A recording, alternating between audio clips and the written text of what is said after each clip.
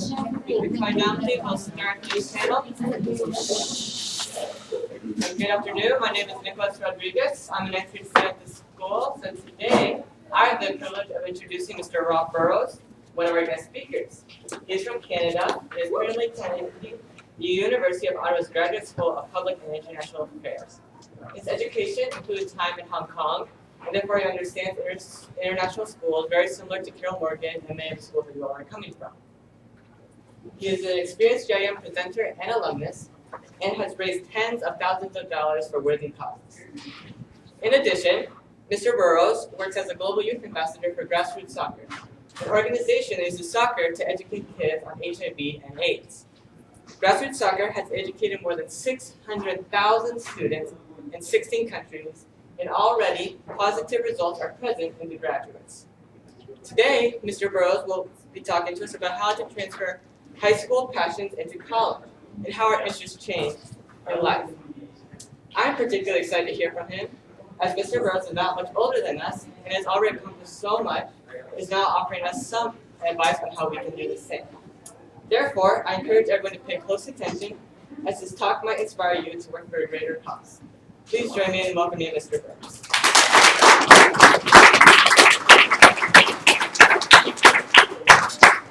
Thank you. Okay, so for the kids with the back, there's a free table here. So if you want to just push as far forward as possible, move the chairs, that way I don't have to speak very loudly. Am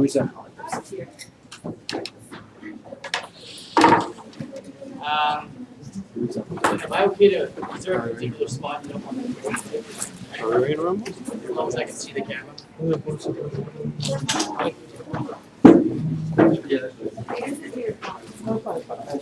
So what I thought I'd talk about today, or what I can talk about, the way that I wanted to structure this is because we don't have very much time for interaction with the keynotes, especially during our presentations themselves. I thought I would use this as an opportunity to talk about whatever questions you might have. I understand that because you haven't heard me deliver the keynote, I'm not really sure what kind of questions you're going to ask. So what I thought I would spend the most of the time during the panel session is talking about grassroots soccer, because I won't be mentioning grassroots soccer during my keynote, except in passing. So if that's where you guys know me from, now would be a good time to ask any and all those questions. It's also my affiliation with that organization is what I brought from high school to university with me. So it's that transition, or it's that organization with which I transitioned from high school to university. So very briefly, I attended high school at Hong Kong International School. So I was an international school student, just like all of you guys, or most of you guys, I guess. Grade 11 was when I started with the organization. At the time, I was a local fundraiser for them.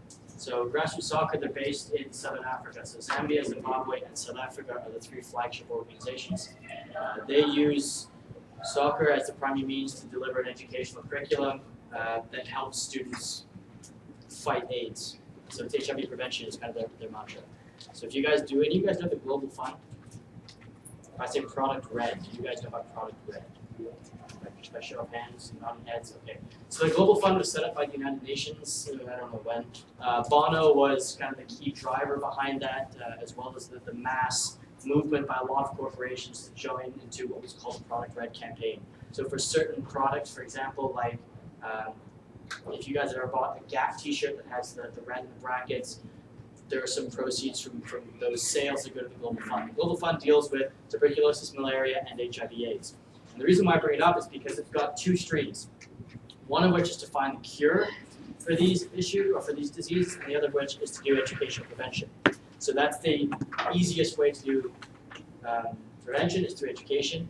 If you teach people the practices of, for example, safe sex, don't use needles, how to stay safe, limiting the number of partners that you have. For example, it's a lot easier to control and to mitigate the spread of HIV/AIDS.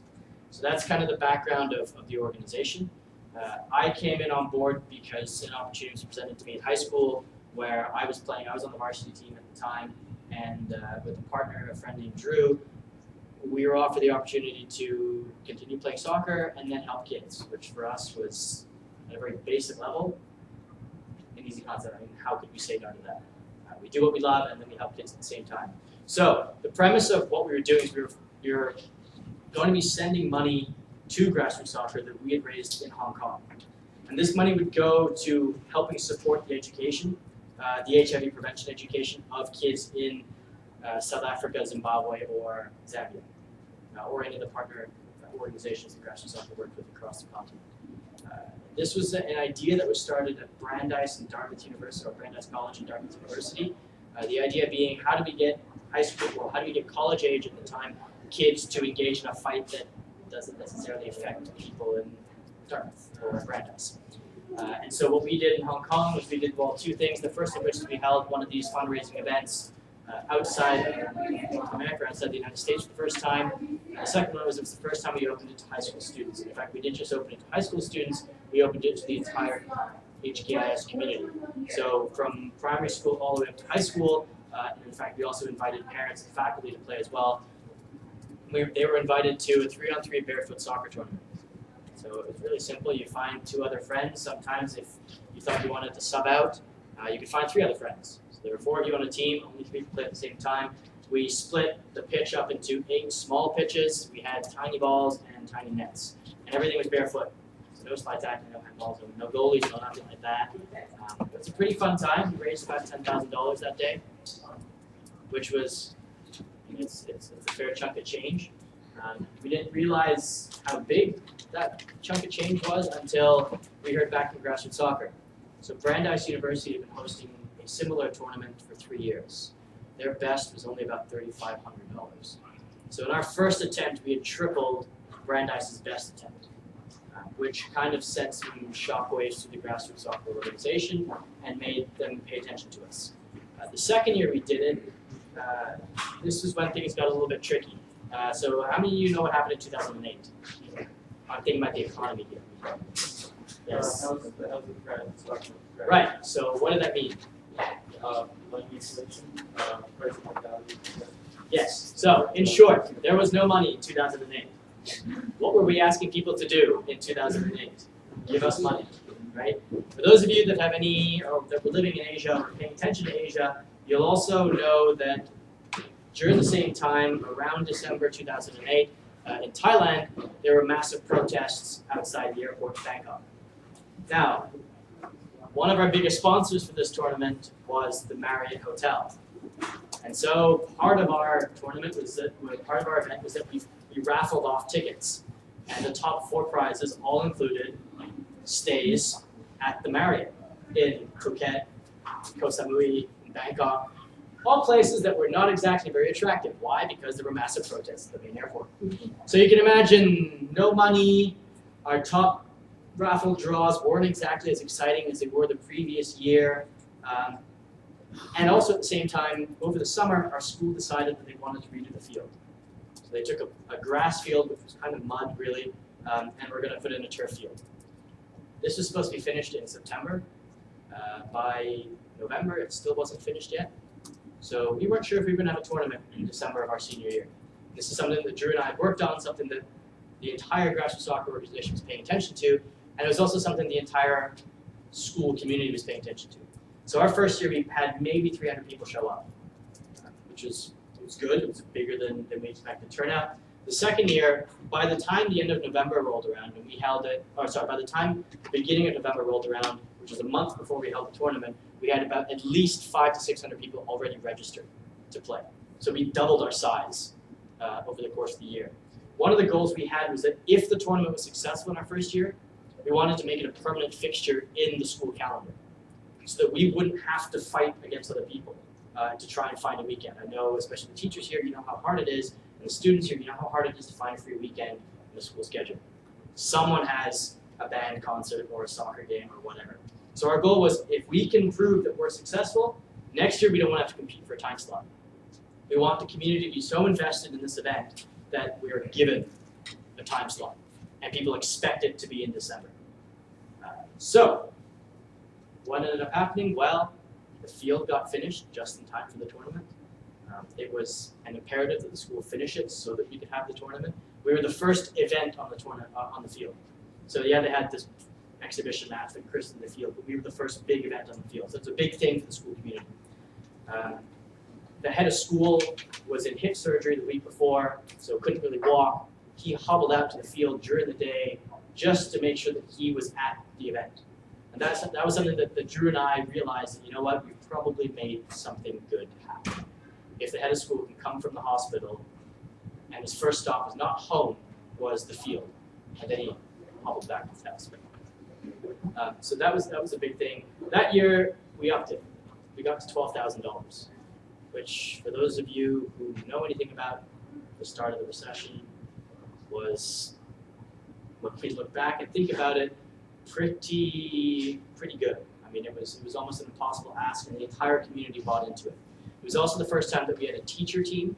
So we had always had a couple of parent teams show up. They were always fun because none of them knew how to play soccer, and they just ended up kicking a bunch of kids. My dad played, and he made it to the semifinals. We split them up to age groups. So all the primary school kids played all the primary school kids, so we didn't have any high school kids playing against second graders. Kind of unfair. I mean, all the middle school kids in one category because they were kind of in between, and we didn't really know where to put them. And then went high school and up. So if you're in grade 9, you could be playing against another team of grade 9s, or you could be playing against a bunch of adults. And so my dad was actually on a team with a bunch of older people, and they made it to the semifinals by basically just kicking their way into the semifinals. And then eventually they got tired and they had bruises and everything like that, so they lost. But the second year was when we had a faculty team. That was the first time the teachers who were there, because teachers are always hesitant to come out to these kinds of events, and I don't know if that's the same experience that you guys have, if there are any student-led events. They want to support the students, but they never really want to participate in these events, especially if it's an athletic one. They're like, ooh, I don't want like the kid that I teach every day schooling me in soccer, and especially because I don't know how to play. So we somehow managed to convince a bunch of teachers on the day to sign up, which was really nice. They made it quite far, actually. And on the field, when they installed the new grass, they installed also video cameras in the lights. So we actually were capturing video footage of the event. And this is a really cool photo that we had in our presentation after the event, and just sharing with the community, those who couldn't make it, what happened. And this is one match in the corner of the field that no one is really paying attention to.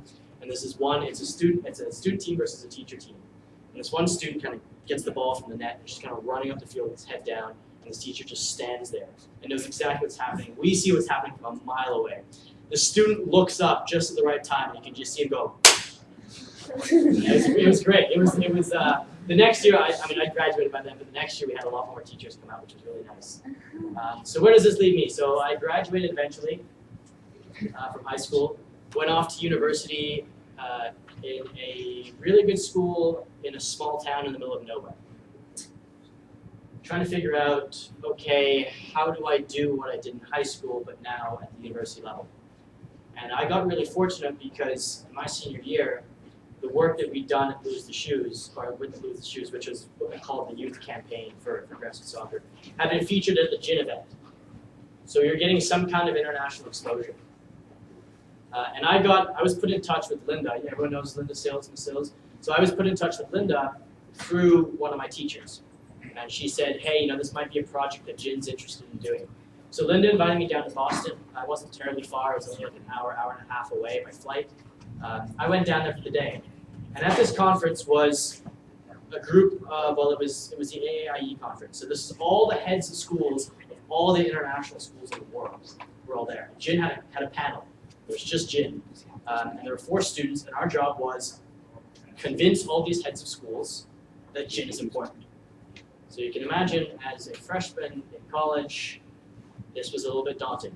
It's a bunch of adults in suits that I had never, a couple of them. It was like my brother's primary school teacher had moved to a different school, was now there, so it was kind of a familiar face. But other than that, I didn't know anyone at all. And it was my first exposure to how to convince people to buy into the idea of GIN. So from there, after that, I can't really remember what happened first. I got invited to a GIN conference in Jakarta, which was in the same regional network as HKIS, so the same kind of schools that I'd known about and I'd been attending all through my life. And then the second thing that happened around the same time was that I took the initiative and went to Grassroots Soccer and said, look guys, this thing that I started has raised, like $40,000 for you in 3 years. Is there any way that I can take limited success that I've had there and do something bigger with the organization? So I said, sure, we're trying to expand exactly the same thing you did. Would you like to be in charge of all the tournaments outside the United States? Because we kind of had the United States down pat. Like, the college network is growing, we're doing okay. Can you do everything outside? And I was like, sure. Like, that's what, at this point, HKIS, like, it's one school. I can do that, no problem. By the end of the first year that I'd taken on that role, we had 12 international tournaments, which was not a lot, but when you think about that, I'm the sole person who's the point of contact between people asking me not only how do tournaments operate, because I had that experience doing that, but also how does grassroots soccer relate to all this. It was quite a bit of work for someone who's also a full-time student.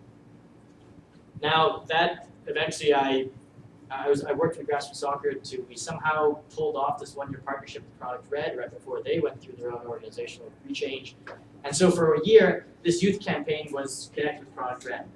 That's where my relationship with Product Red comes in, where they were working especially with the US schools to try and, okay, if we get enough people to come out, can Product Red raffle off prizes? So you would get the Beats by Dre headphones, the red ones, for example. You would get the Timbuktu bags.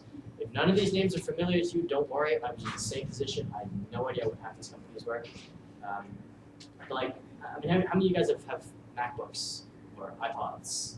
Right. So one of the options you have is the next time you're looking for a new one, instead of buying a silver one or a white one or a black one, you could buy a red one. It's just red in color. There's nothing different or special about it. But the difference is that now when you're buying one of these things, there's a certain percentage or a certain fraction of the proceeds that go to the Global Fund. And the best part is that because grassroots soccer is the leader in doing HIV prevention education, we get about, not quite, but almost half of all the money that goes to the Global Fund for certain projects, for the HIV section, which is really neat. Where was I at this point? International coverage tournaments. International coverage tournaments, yes.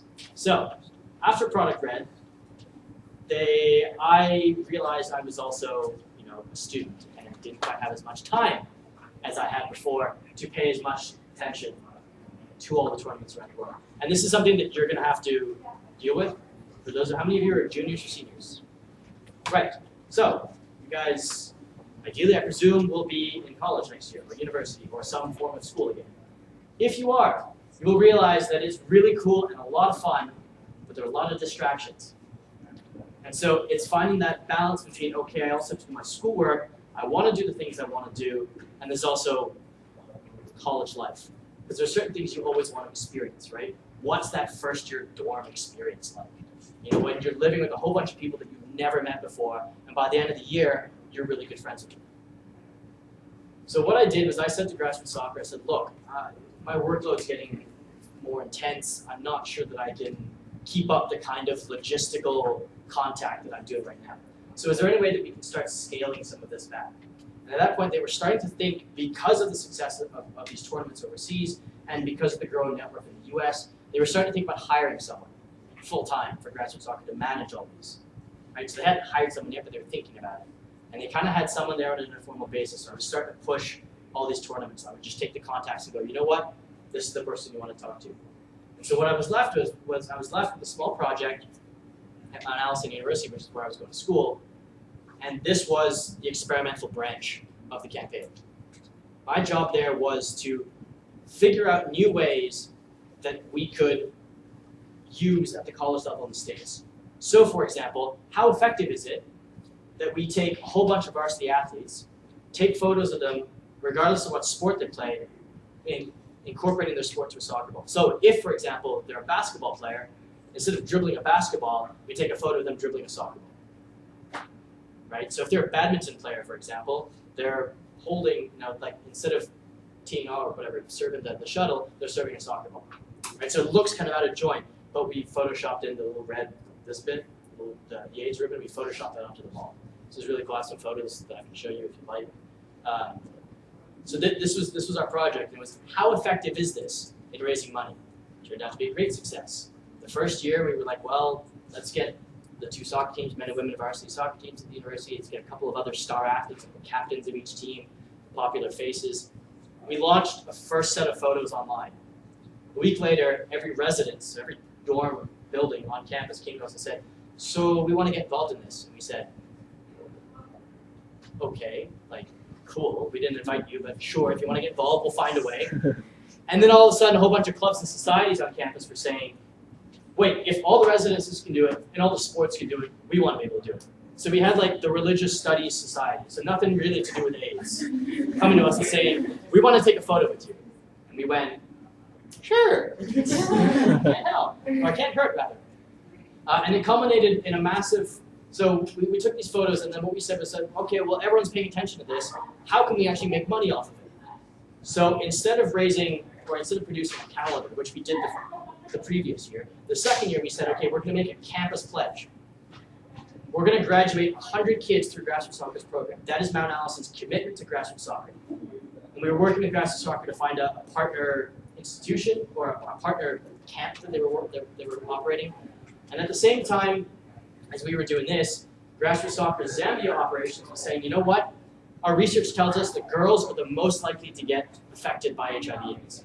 Not necessarily infected, but affected by it. So we're going to tailor our programming and our curriculum to be girl-specific. And I said, you know what? 60–70% of my university's population is female. Most of our student leadership is female.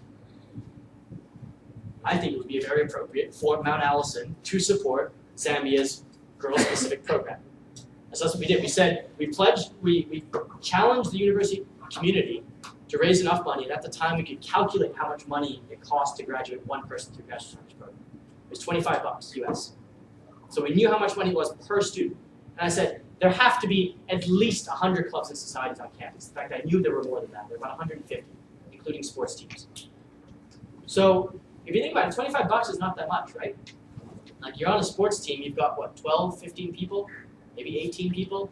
That's $1, $1.50 per person. Not a lot of money that you're personally having to give up. But then all of a sudden, the men's team had one girl that they knew was going to graduate from the program. And the women's team, I mean, they ended up raising 5 or something like that. But you know, profs were also saying, we challenge each academic department, so all the math teachers, you collectively, can you sponsor one child? So $25 among adults. There are 10 people in the department. It's like $2.50.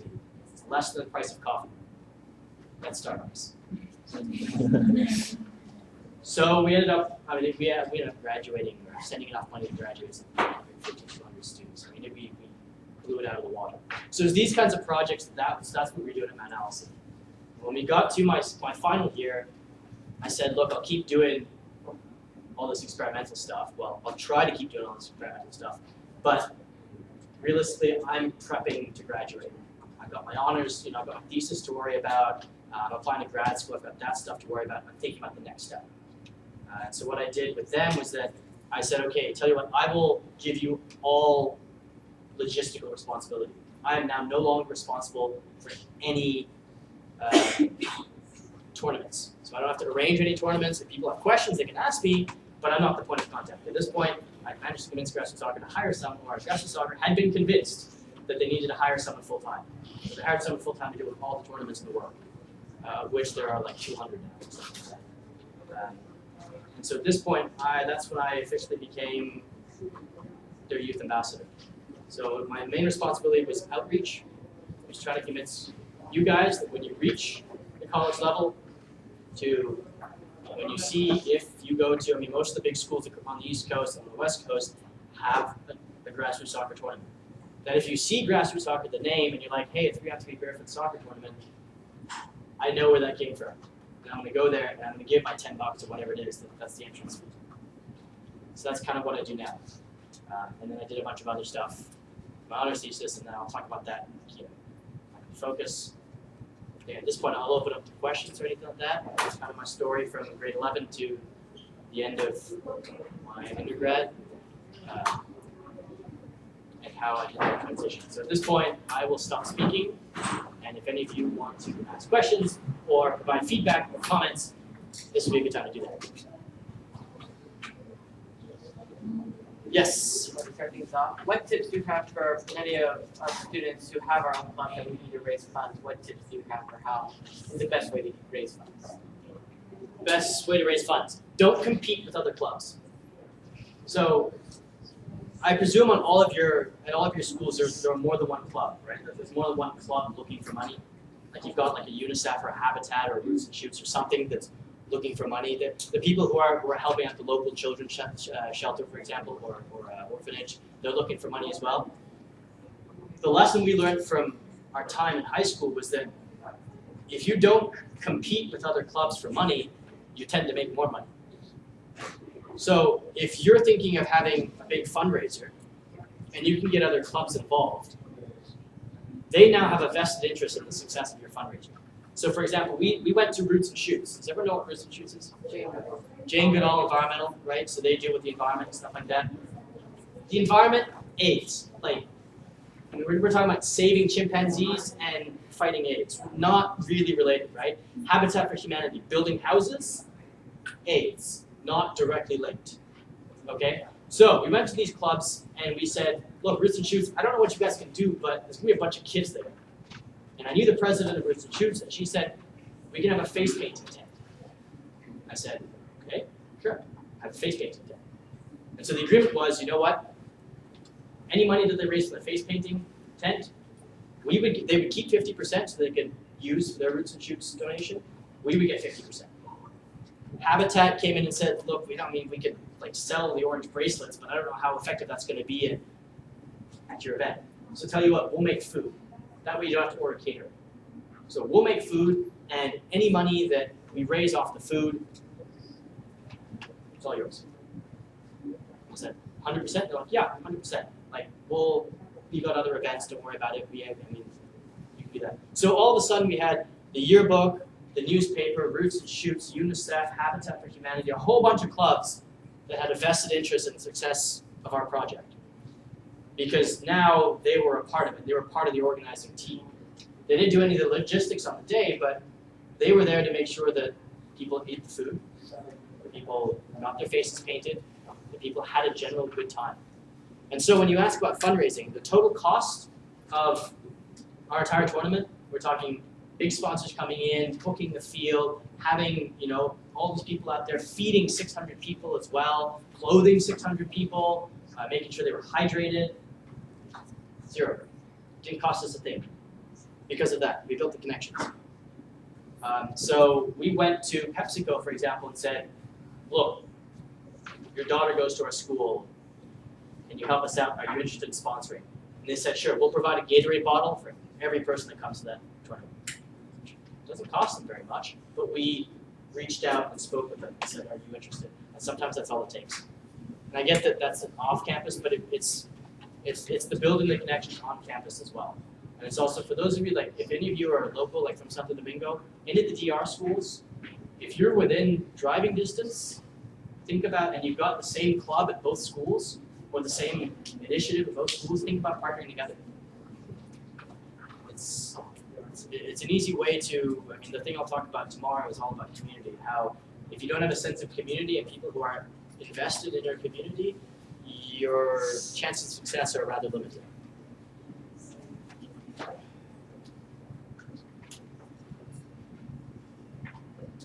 Yes? Do you consider spreading the word on social media?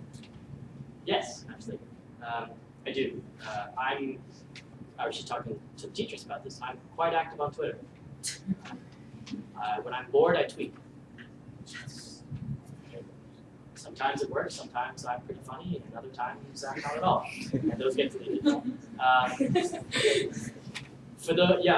Spreading the word on social media is good for a couple of reasons. First of which is that you and I don't live on the same continent.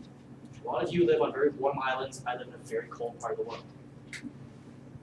I can engage and communicate with you and work with you on a project through the internet or social media, right?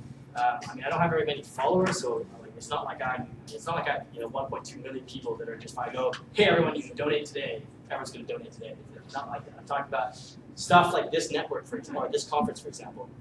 I mean, how many of you guys know that there's a GIN Twitter account for this conference? How many of you have seen the GIN Twitter account for this conference? How many of you have read his tweets? How many know the hashtag? How many of you guys know that there's an Instagram account for this? conference. Okay. That's what? That probably has, and the reason why I asked this is that, okay, great, Twitter is really fun and all, and you can hashtag everything, and that's great. But this is, I mean, I don't know, can you pull up the, just the Twitter page? Twitter page? Yeah, it's just twitter.com/cmsgin or instagram.com/cmsgin. This is, your Twitter accounts, or this Twitter account for this conference, that is a living record of everything you've done. Right, this is a, okay. Like that? Not quite. Enter. Also, why are you using internet explorer? That is legitimate. That's the only one So, there. when I talk about spreading the word on social media, for example, right? Like, this is, yeah, so if you can just move this over and then move this down. Okay, so this is, oh, that's nice. This is a living record of everything that we've done at this conference. And so, if I'm trying to show you, if I'm trying to convince you to buy into my idea, the easiest way for me to do that, show you. So when I'm trying to convince people to give me money, what is the easiest way? Show where the money ends up. So when I challenged that our school community, I said, 100 kids, that's what we're doing. I wrote to Grassroots Soccer in Zambia and I said, I need you to find me 100 kids that graduated from your program. I need them to write a thank you analysis on a big sign, and I need you to take a photo and send it back. So they did that. They sent the photo back to me, and then I circulated that. And I said, thank you very much. We look forward to graduating another 100 students next year. And I mean, the first year we graduated 200, the next year we only graduated 100, but there was that commitment. At HKS, we did the same thing. There are extensive photos of everyone. I mean, we had one, like Drew and I walked around with the camera the entire day and we're taking photos. And anyone who came out was taking photos. There are photos all over Facebook of this event. And anyone that wasn't there, and I think that Facebook is kind of an antiquated way to do social media at this point in time, just limiting in a lot of ways. But for sharing photos, at the time Instagram wasn't a thing, right? So we had hundreds of photos of this event, especially after the first year. And anyone who didn't show up saw that, they saw how much fun people were having, and they wanted to be there. It was the easiest way for people to come out and say, I was there, I wore the shirt, I had the shirt. So yeah, I mean, if to answer your question, I absolutely. The internet is the easiest way for young people to connect in the world. It breaks down any traditional barrier that you might otherwise have. Last question. Sure. GIN CMS. So if you go Instagram. my friend, Instagram.com/CMSGin.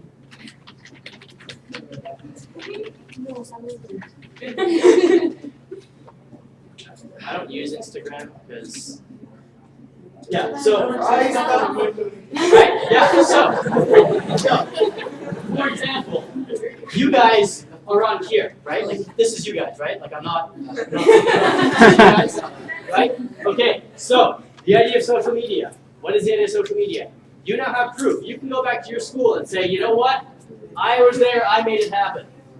Okay? So next year, when you're trying to convince people to join GIN, for example, or other different organizations or causes, you're like, well, look how much fun we had. Like, look at that. It's just a blank board, and we presented it. Okay, so I think we're out of time, but I'll hang around because I think it's just dinner next. I have to see anyone during dinner or whatever, but if you have any questions or anything like that, I'm more than happy to sit and chat with you guys. And as I said, I'll be talking about a very different theme tomorrow, but I expect all of you in this room to be following this account and on Twitter. I want to engage with people. Okay? Engaging. It's not just retweeting people, it's engaging. If someone says something in the presentation and you're like, no, that makes no sense, say so. Okay? If, for example, Manuel today said that, you know what, there's too much plastic in the world, and you said, no, I like straws. And straws are God's gift to man. Everyone should use straws. You probably shouldn't do that, actually. But like, if you agree with him, that kind of stuff, or if you hear that and you go, you know what, I think that our school should do that. And you say, maybe our project is for next year, we're gonna go back to Santiago, we're gonna go back to Caracas, and we're gonna say, No straws on campus whatsoever, not allowed. Okay? Or we're going to say, you know what? We're going to convince the PTA, the parent-teacher organization or association, to put in water bottles like before, the water fountains that they have here, where you can track the number of water bottles that we've saved, or the number of plastic bottles that we've saved, or that we haven't used. It's not saying we're eliminating plastic bottles, because I know that in some countries that's not an option. And sometimes you don't just want to flat out eliminate them, because then you just take away the choice. So you want to go back to your schools and you want to say, we have a choice here. We can either continue to consume water bottles, or we can not. You take away the water bottles entirely, it's great because then there's no consumption, but what's to say that these students just don't have that option? We want to convince people to have the option and take the right choice. So, go online, engage with people, talk to other people. A little bit. A little bit. Wait, I want to get a picture of Rob on Rob. Can you go back? Join back looking over here as well. It's kind of like the same thing. That's what's happening. Alright guys. All right, give Mr. Burroughs one round of applause, please. Was that you?